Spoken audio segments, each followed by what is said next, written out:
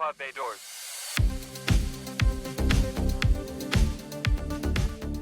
Greetings and welcome to another exciting episode of The Cinematic Traveler. I am your intrepid movie exploring host, Chris, and on this episode, I will be reviewing a film that is strategically released on Easter weekend, and that is entitled Sinners, because you are all sinners in the eyes of the Lord. But if you follow me, follow the Cinematic Traveler, and I shall put you on the righteous path to let you know whether this movie Sinners, directed by Ryan Coogler, is worthy of your time. And I shall exorcise all of your demons.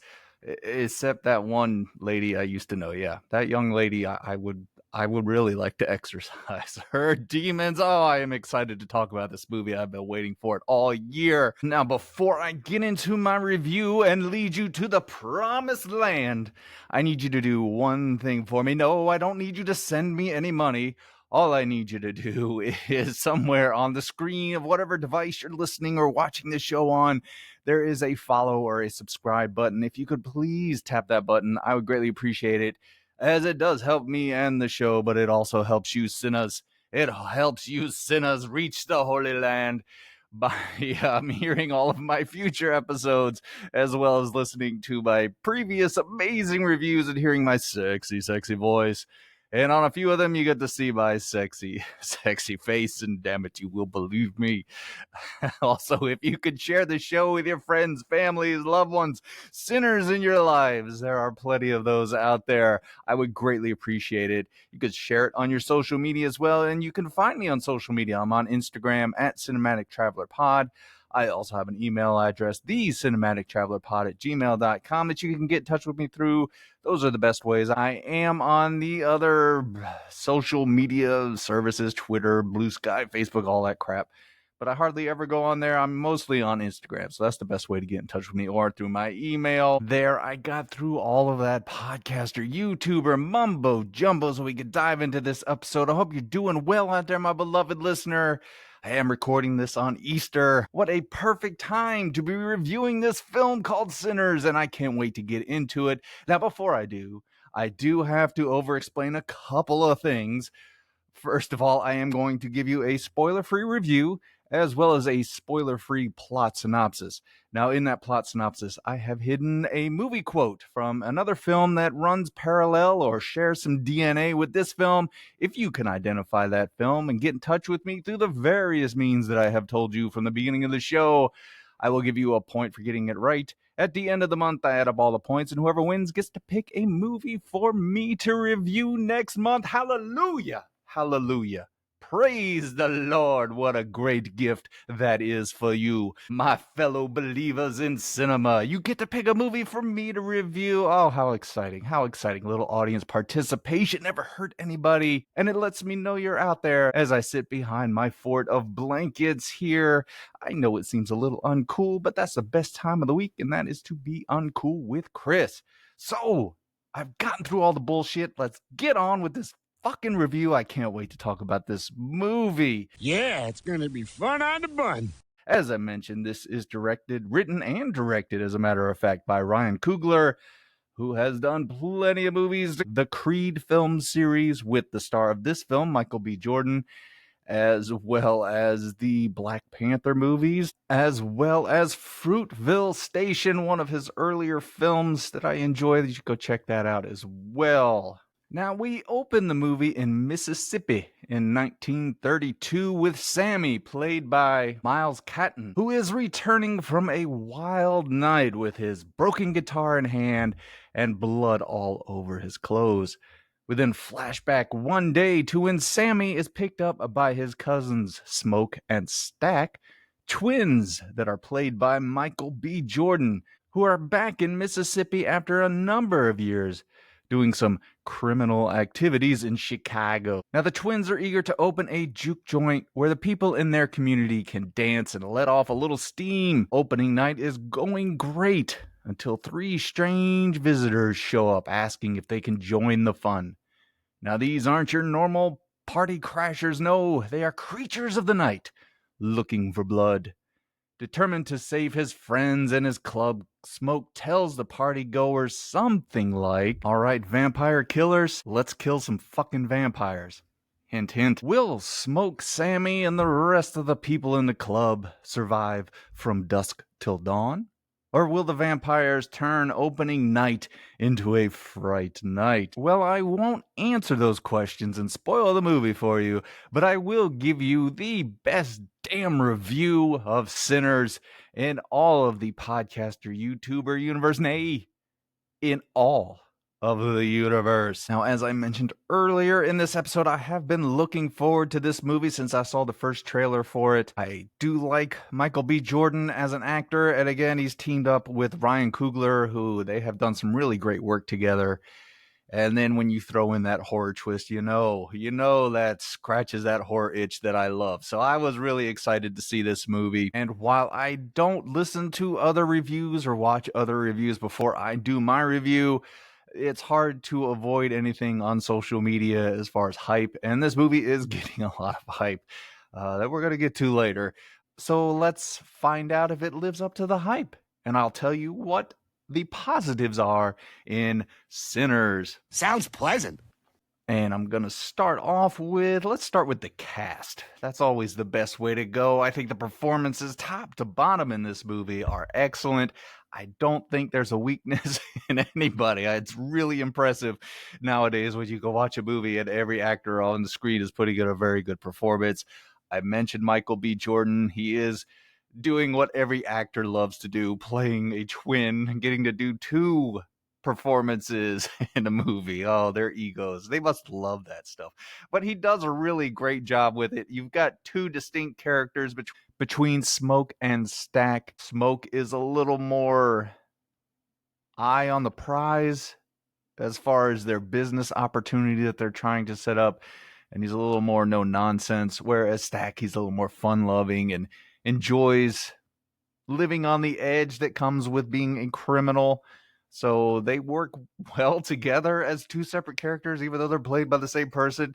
You do get a distinction between the two, which is really effective. And I think that both of them convey sort of this, I guess anti-hero is a good way to say it, because they are protective of people, but they will also shoot you in the ass if you try to steal stuff from their truck. So yeah, I think they're obviously Micheal B. Jordan's carrying this movie, and he does a really great job in both performances. Again, he's an actor that I really do enjoy seeing on the screen. I think that guy puts effort into every role he's ever been in. So yeah, I mean, you can't go wrong with him and Ryan Coogler together. You also have Miles Catton, I think that's how you say his name. This is actually his first movie. He plays Sammy, who is sort of the entry point into this movie. He's the character we follow through all of it. Like, we see the aftermath in the very early part of the film, and then we get that flashback to see how everything led to that. And he plays blues guitars. He's a young kid. He's got his guitar, and he wants to be a blues guitarist and travel the world. He wants to get out of this little town where everybody's a sharecropper and all that, and everybody's poor. And obviously it's in Mississippi in 1932, so there's racism everywhere, and it's awful. So he wants to get out and see the world, and he idolizes all of these musicians and all this stuff. So that's what his goal is, and what is he willing to do to really achieve that goal, and how far he will go, because his father is a preacher and they butt heads early on and stuff like that. So I think he's kind of, I don't want to say the heart of the movie, but yeah, I think you follow him through most of the movie and his journey. I wouldn't put him in like the hero category. That's Micheal B Jordan, but he does a really good job as far as that wide-eyed innocent kid being pulled into this world that is seedy and dirty. There's a bond between everybody, which is really cool, but also, there's that criminal element to it, and there's some sexiness, some naughtiness, as it were, in this movie that he gets drawn into, and he loves it.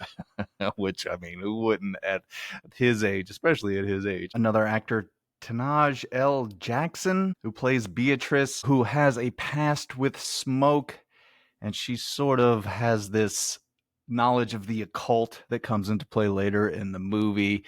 But again, she's another of the, I guess, the hero side of this story, but definitely an excellent performance from her. You really buy into this rekindling relationship between her and Smoke, and that they've had this past with each other, and they've suffered a serious loss. And there's really some heartwarming moments between the two of them. Plus, she's a bit of a badass. So that was really cool. And you probably know about Haley Steinfeld playing Mary. She is, I guess, I've seen her in a few things. Maybe she's taking a step outside of her normal types of role. She's playing a bit of a seductress, maybe a little bit in this movie. She's she's definitely using what the good Lord has given her to get her way in this movie. There's a moment in the film where she does, I don't know how to say this. She uses her skills to defeat one of our heroes, and as I'm watching, I was like, well, I think I probably would have succumbed to her. Oh, that's bad. But I think she is enjoying this step outside of what would be her comfort zone. You have Jack O'Connell as Remick, the head vampire.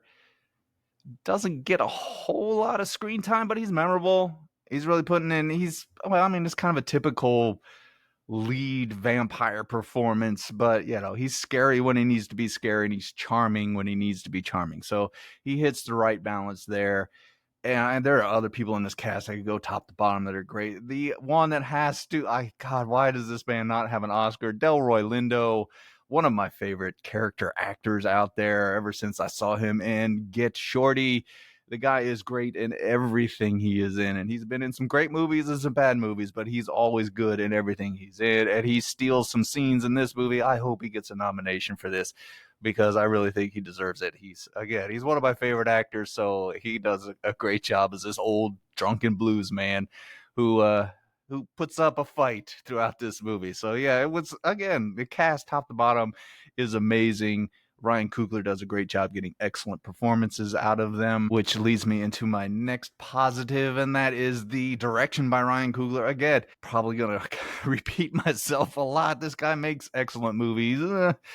I'm gonna move the Marvel stuff to the side. I understand that a lot of directors with Marvel, their hands are tied on a few things. You may love the Black Panther movies. I thought the first one was okay. I didn't really care much for the second one. I don't blame him, because I love Fruitvale Station, and I think the Creed movies he did a great job with that, and he continues here. I mean, he knows how to use the camera. There's this great shot early on, and I'm kind of a geek for that stuff where they move the camera around, but it's just a simple little thing where one of the characters are in one store, and he says, hey, go get your mama, and she has to run across the street to get her mom from the other store, and the camera in this one take shot that follows her across the street with all the stuff going on, and then it stops right at the door, and when the mom comes out, it follows the mom. It stays right in front of the mom as we go back across the street. Just a cool little trick that I like. He's got a lot of one take shots. There's musical numbers in the movie, because it does revolve around this juke joint and blues music, and there's this really cool section where it kind of explores where blues music has led to in the future, and the camera pans around the whole bar and all the dance floors and has all this other stuff coming involved. It's really creative shot, and it's kind of something that takes you out of the movie a little bit, but in a good way, because you're like, oh god, this is pretty smart how he does that. He is immersive with this movie. You really feel like you're in 1932 with all the costuming, the city that they're, or a little town, I should say, that they're in. It feels like Mississippi in 1932. And I don't feel like this is a spoiler. This movie shares a lot with From Dusk Till Dawn, in that it starts out as one type of movie, and then you get the vampire stuff in the second or almost the last third of the movie. So don't go into this expecting some horror fest or anything like that. You get a real build up of these characters and this town and this juke joint and what it means to everybody involved. And then the vampires come in and all the mayhem comes. So it does a great job setting everything up.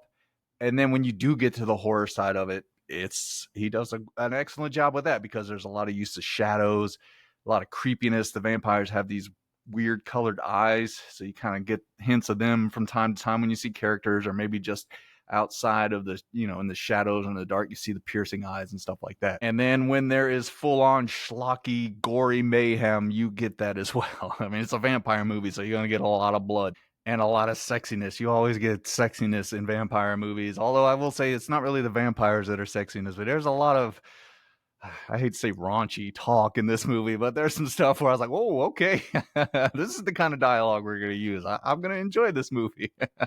There were some scenes where some guys and some girls, they're enjoying each other's company. Although I will say there was one scene where this guy, I don't know how to say this, but he goes to an area on this young lady who has been dancing in Mississippi in the Delta, in the heat and the sweatiness and the grossness of that. And he takes a visit down to a certain area for her where I thought, "Ugh." And then later in the movie, he walks out and has conversations, and he would have really, really bad breath. But yeah, this is a very good mixture of sexiness and raunchiness, as well as the horror, as well as heartwarming stuff with these characters who have known each other and kind of are coming back together again and standing up for each other in this moment and willing to lay down their lives for each other in order for one of them to survive. So I think as a whole, the movie looks great. It's put together well. It's paced well. It's over 2 hours long. And I might mention that in the negatives. I don't know. I didn't really feel it. It wasn't one of those where it dragged because I think it is very immersive. I think these actors really pull you into these characters in this story so that you care about people. So when the horror hits, you really are worried about who's going to survive and what's going to happen and all that stuff. So I think it does a good build up and it keeps you entertained. It's funny as hell in certain points. And again, it's touching in other points. So yeah, I think it's a really great blend of everything. And again, Ryan Coogler he impresses me when he does non-Marvel movies. And my last positive for this movie is Buddy Guy makes an appearance in the movie. Legendary blues guitarist. I've actually seen him in concert, and he was amazing. And I just saw him and just had a grin from ear to ear to see him on that screen playing guitar. So, yeah, that's always going to be a positive. So, having wrapped it up, is the movie perfect? No. So, let's go ahead and move into the negatives of Sinners. Uh-oh, I don't like the sound of that. And these are really, really nitpicky. I just had to have something to put in here. I think the one character does have some experience with the occult, but she does have an extreme knowledge of vampires where I was like, okay, all right. This seems a little too convenient that she knows how to kill them, what their weaknesses are, and all that stuff. I would have liked it a little better maybe if they'd introduced the vampires sooner and they had to figure things out, because it's kind of hard to believe that in Mississippi in 1932, some sharecropper is going to know something about vampires. I was willing to let it go because, again, this is a nitpick because she has been established as someone who dabbles in the occult and stuff. So I was like, okay, that's fine. But it just felt like someone going, okay, well, we know what vampire lore is. So this is what we need. This is what we need. This is what we need.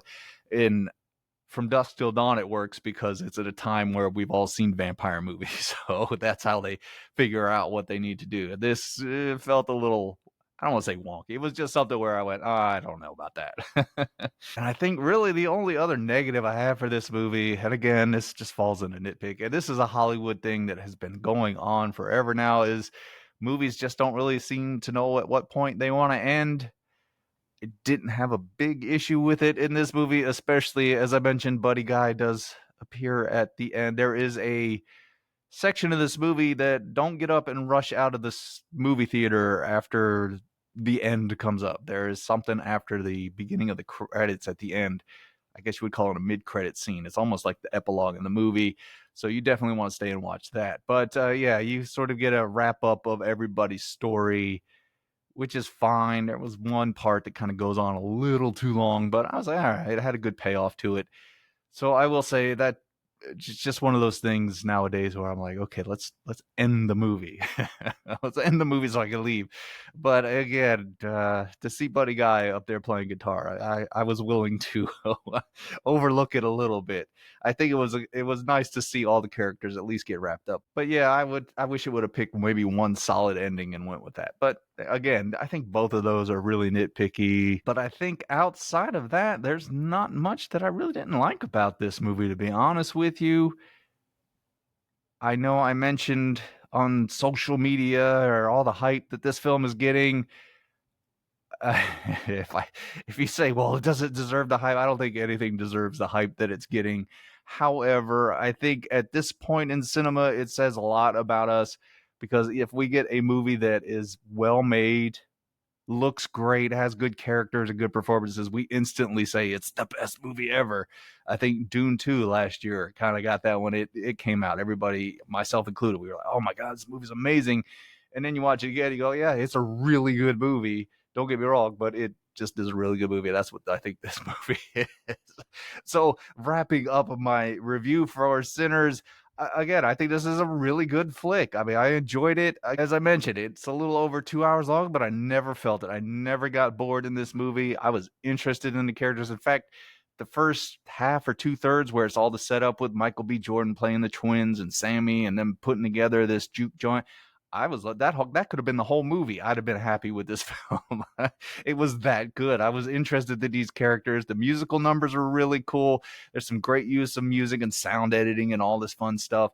So I think Ryan Coogler has really put together a fun film. I will warn you that this movie takes its time to get to the horror. I know the previews kind of have it set up to where you know the horror's coming, so that might make you feel a little impatient, but just wait for it. You get it. You get the schlock at the end. There's blood. I'll give you a gore score here in a second. In fact, you know what? I'll just give you a gore score here, and I rank them between 1 and 5. 1 is no gore or a little bit of gore, and 5 is Terrifier 3 levels. This one lands, I would say, at about a 3. Once the blood starts flowing, you're going to get a lot of it, and they don't shy away from showing these vampires doing their damage, as it were. It's not as schlocky as From Dusk Till Dawn or as fun in that regard, but it still has vampire mayhem to it. So you'll get there. Just enjoy the buildup, enjoy the performances. My God, it is so nice to watch a movie with well written dialogue and well written characters with actors who are putting their hearts and souls into these characters to where you are invested.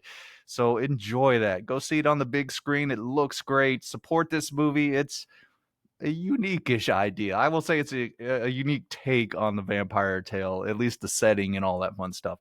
I had a great time with it. I recommend you go watch Sinners. So that wraps up my review. If you're still here, then I must have done something right. And if I am, again, please tap that follow button, leave me a rating, a review, a comment, play the contest, have some fun with your lives before some vampire comes tearing into your apartment or house or whatever the case may be. However, if it's Haley Steinfeld, I probably would just be like, okay, sure. Why not? It's fine. How much do you need? Just take what you need. That's all. I'm here for that. At any rate, probably I'm going to get this out a little bit later than normal, maybe Monday morning because of the holiday and all that fun stuff. But you will be getting it at the beginning of the week. But I will be back next week with a new review. Oh, I've got two choices. The Accountant 2, which I like The Accountant, the first one very much. Or there's a horror movie. You know I do love my horror movies Until Dawn. Oof, this is going to be a tough call. I might have to flip a coin on this one. So you'll definitely want to come back next week to find out which one I choose. Now, before I go, I just want to thank you for taking the time out of your day to listen or watch my show. I greatly appreciate you. As an audience member, I tell everyone I know I've got the smartest and sexiest audience in all the podcaster YouTuber universe. And you never fail to live up to those high standards. Now, as you are traveling around on this blue and green ball, bouncing through the cosmos, staying away from Haley Steinfeld vampires, I need you to do one thing for me. Go out there and do that voodoo that you do so well. All right, show's over. I'm tired.